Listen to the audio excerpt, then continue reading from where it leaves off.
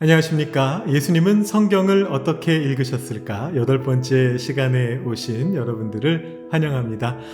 벌써 8번째라니 시간이 어떻게 이렇게 빨리 가는지 모르겠습니다. 다음 주 9번째 시간이면 마무리가 되거든요.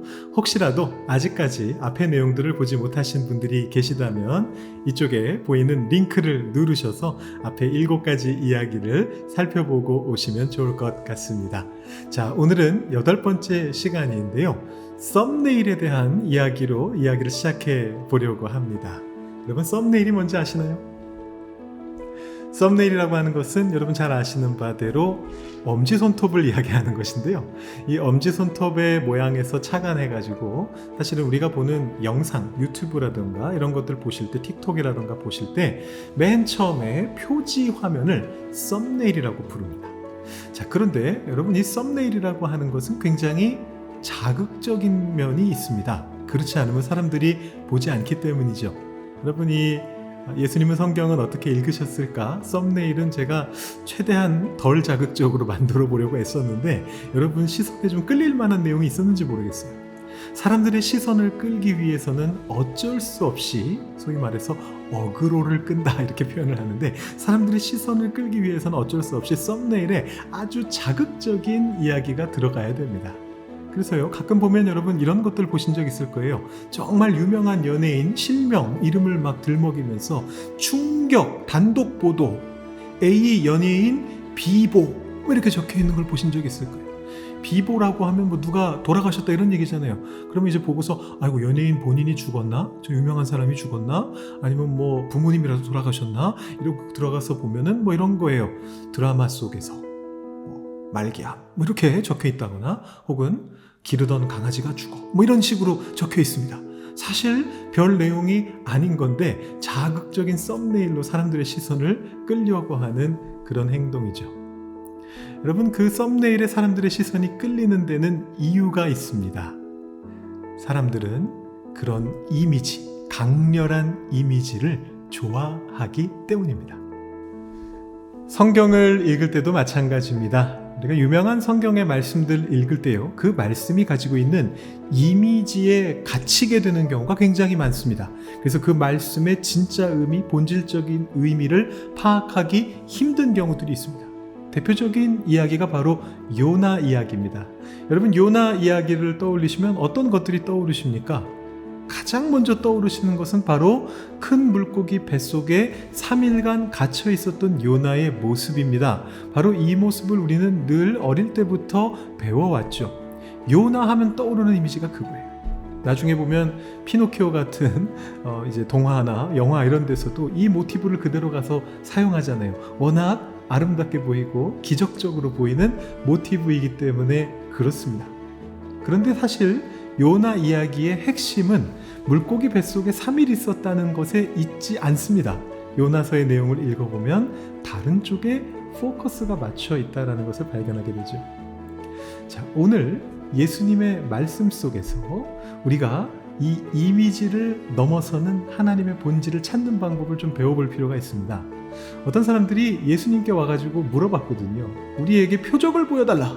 우리에게 기적을 좀 보여달라. 당신이 메시아라면, 당신이 메시아라는 증거를 위대한 기적으로 이미지를 통해서 우리에게 보여달라 라고 말하는 그런 장면이 나옵니다. 그런데 예수님께서는 어떻게 하셨느냐 하면 그 기적을 보여달라는 요구를 거절하십니다. 대신에 하나님의 말씀을 어떻게 보아야 하는가, 예수님의 묵상법을 공개해 주고 계십니다. 오늘은 바로 이 예수님의 말씀 묵상법을 배워보도록 하겠습니다. 메시아라면 당연히 강력한 능력을 가지고 있겠죠. 사람들이 기적을 보여달라 했을 때 그 기적은 작은 게 아니었을 겁니다. 아주 큰 기적을 요구한 겁니다. 하늘에서 불을 내린 엘리야처럼 뭔가 그런 큰 기적을 보여달라라는 그런 취지로 다가왔을 것입니다. 그런데 예수님께서는 뭐라고 말씀하시느냐 하면요, 이 악한 세대여, 선지자 요나의 표적밖에는 내가 보여줄 것이 없노라, 이렇게 말씀을 하십니다. 여러분, 선지자 요나의 표적이 무엇입니까? 아까 말씀드렸던 대로 큰 물고기 뱃속에 3일간 들어갔다가 살아나온 기적의 스토리입니다. 자, 그런데요, 좀 이상한 게 있어요. 우리가 이 말씀을 들을 때마다 어떤 생각을 하게 되느냐 하면, 아, 그렇지. 요나도 3일 동안 물고기 뱃속에 있었고 예수님께서도 3일 동안 땅속에 묻혀 계셨다가 부활하지 않으셨느냐. 그러니까 요나가 물고기 뱃속에서 살아나듯이 예수님께서도 땅속에 있다가 3일 만에 부활하신 바로 그 모습이 예수님의 표적이지. 맞아. 그래서 예수님이 요나서를 가져오신 거야 라고 그렇게 생각하기가 쉽습니다. 그런데 이상한 점이 있어요. 여러분, 요나를 읽어보시면 아시겠습니다만 이 요나라고 하는 선지자는 예수님과 비교될 만한 선지자가 전혀 아닙니다. 사실 구약에 있는 선지자들 중에서 대다수는, 상당히 많은 숫자, 그 삶이 드러나고 있는 상당히 많은 숫자의 선지자들은 뭐 예수님까지는 아니어도, 하나님의 아들이셨던 예수님까지는 아니라 할지라도 위대한 신앙인으로서 손색 없는 모습들을 보여주고 있습니다. 자, 그런데 요나는 과연 그런 사람이었습니까? 전혀 그렇지 않죠. 제가 이런 표현을 써도 되는지 모르겠는데 요나는 사실 요나서의 이야기 속에서 아주 찌질한 모습을 보여주고 있습니다. 여러분, 요나의 삶을 한번 떠올려 보십시오.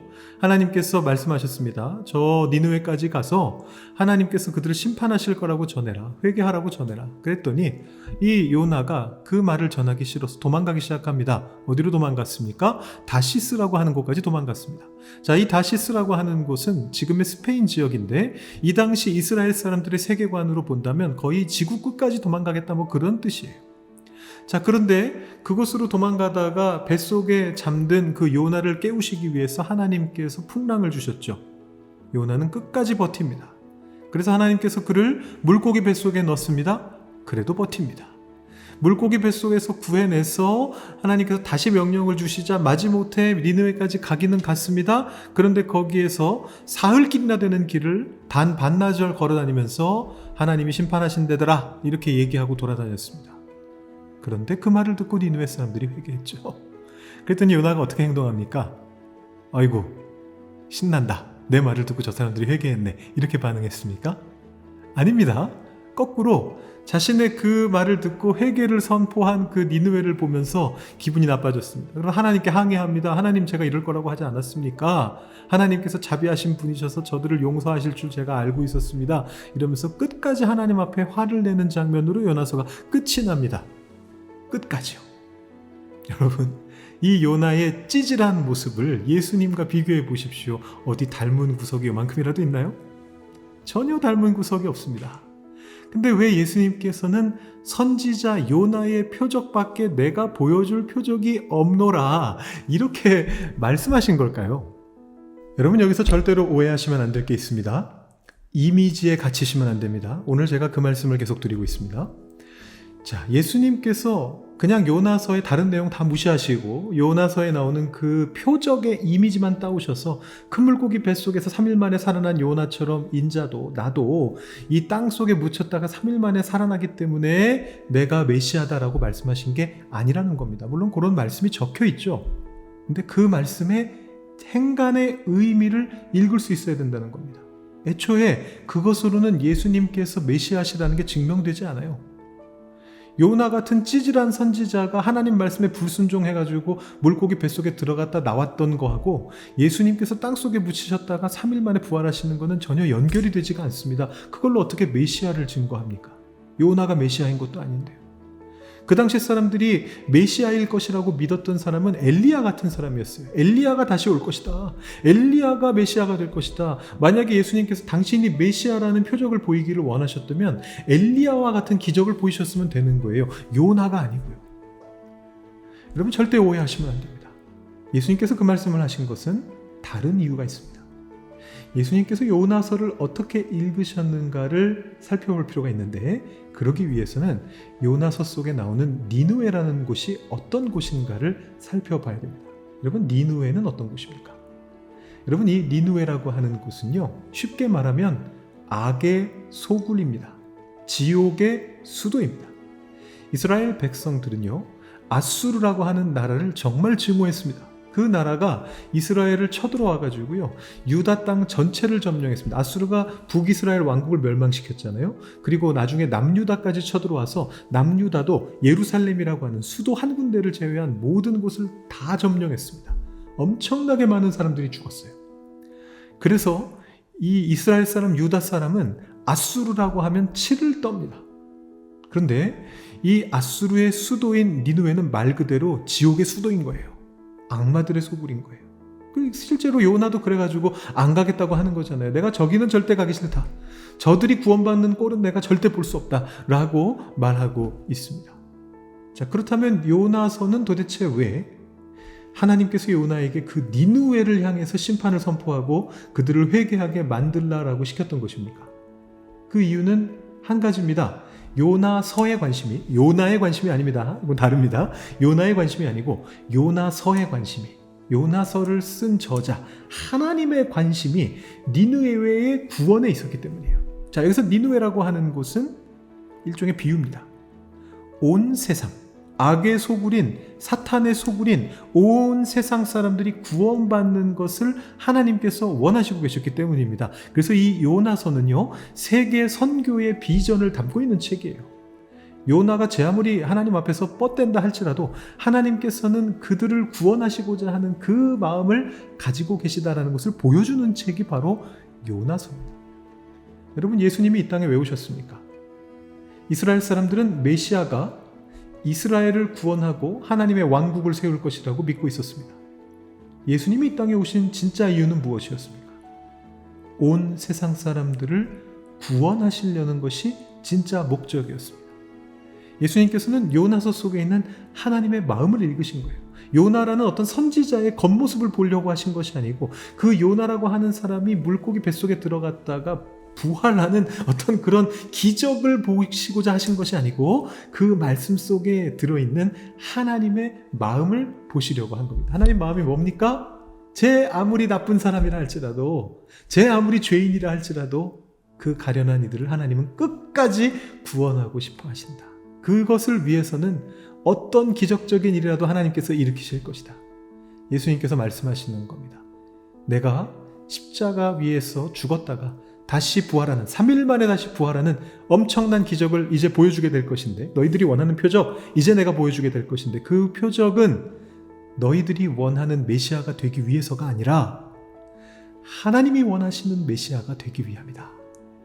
하나님께서 온 세상 사람을 구원하시는 그 일에 쓰임받고자 하는 나의 마음이, 하나님의 마음과 나의 마음이 동기화가 되어서, 하나가 되어서 일치가 된 것을 보여주는 표적이 이제 너희들에게 주어질 것이다 라고 그렇게 말씀하고 계시는 것입니다.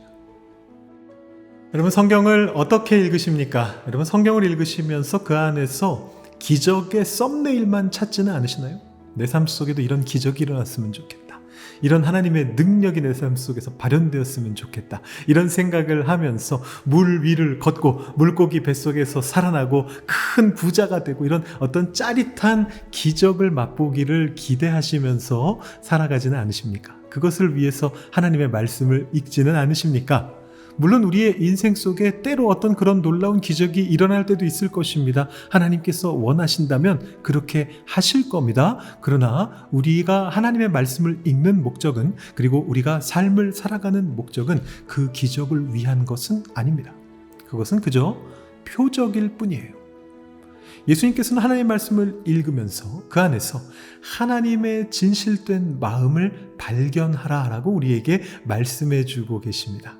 그것이 우리가 하나님의 말씀을 읽는 올바른 태도인 것입니다. 여러분, 기적을 구경하기 위해서 하나님 말씀을 읽지 마십시오. 하나님의 마음과 나의 심장이 동기화되는, 같이 뛰는, 그래서 하나님의 시선으로 세상을 바라보면서 그곳에서 하나님의 일이 이루어질 것을 기대하면서 심장이 두근두근거리는 바로 그런 길을 걸어갈 수 있기 위하여 하나님의 말씀을 읽으시기 바랍니다. 예수님께서 알려주신 요나서 묵상법을 우리의 말씀 묵상에 적용하면서 여러분들께서도 여러분의 삶 속에서 하나님의 말씀을 살아내실 수 있게 되시기를 바랍니다. 다음 주 마지막 시간에는요, 부활이 없다고 하던 사두개인들에게 예수님께서 어떻게 하면 부활을 현재 이 땅에서 살아낼 수 있는가 가르쳐 주신 바로 그 내용을 가지고 마지막 시간 함께 갖도록 하겠습니다. 여러분 끝까지 채널 고정해 주시고요. 구독, 알림 설정하신 다음에 마지막 시간 함께 해주시면 감사하겠습니다. 다음 시간에 다시 뵙겠습니다. 감사합니다.